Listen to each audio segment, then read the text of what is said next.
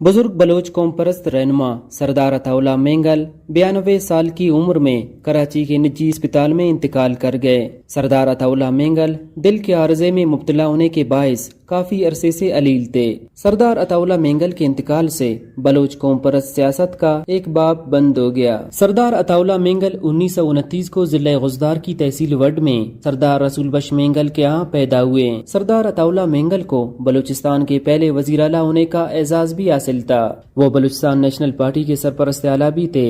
सरदार अताउल्ला मेंगल 1972 से फरवरी 1973 तक वजारत आला के मनसब पर फाइज रहे। साबिक वजीर आजम जुल्फिकार अली भुट्टो ने बगावत के इल्जाम में 9 महीने के बाद उनकी हुकूमत खत्म करके बलूचिस्तान में गवर्नर राज नाफिज कर दिया, जिसके बाद बलूचिस्तान में एक मरतबा फिर मुसल्लह बगावत शुरू हो गई। साबिक आमिर जनरल ज़िया-उल-हक के इक़्तिदार पर कब्जे तक जारी रही। हैदराबाद साजिश केस में दीगर साथियों की हमरा कई साल तक जेल भी काटी।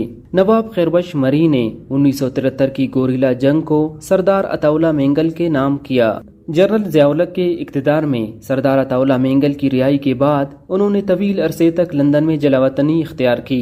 ताहम 1990 के दहाई में जलावतनी खत्म करने के बाद वापस आए। इसके बाद बलूचिस्तान नेशनल पार्टी की बुनियाद रखी। पार्टी की सरपरस्त आला बन गए। 1997 में BNP ने अक्सरियत हासिल की, जिसके बाद सरदार अख्तर मेंगल बलूचिस्तान के वजीर आला मुंतखब हुए।